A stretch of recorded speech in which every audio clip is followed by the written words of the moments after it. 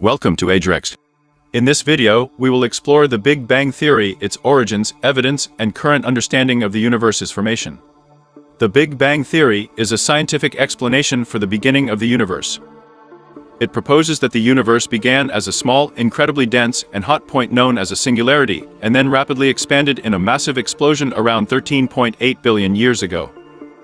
The theory was first proposed in the early 20th century by the Belgian priest and cosmologist Georges Lemaitre, who based it on observations of the universe's expanding nature.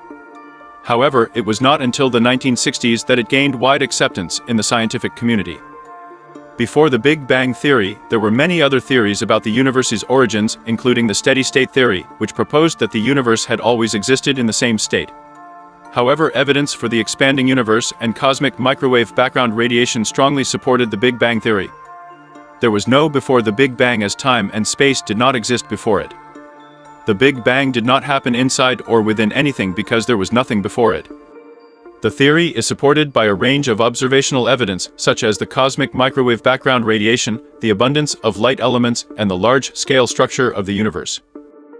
However, there are still many mysteries and gaps in our understanding of the universe, and some aspects of the Big Bang Theory are still being debated and researched. According to the Big Bang Theory, our solar system formed around 4.6 billion years ago from a giant cloud of gas and dust that was pulled together by gravity. The Sun formed at the center of this cloud, while the remaining material formed the planets and other bodies in the solar system. The explosion of the Big Bang was not like a conventional explosion, with a loud bang and sound waves. It was a rapid expansion of space itself, and sound waves could not travel through the vacuum of space. The energy released during the Big Bang was much greater than that of any atomic bomb. However, it was not an explosion in the sense that it did not occur at a single point in space. Rather, it was an expansion of space itself that occurred everywhere at once.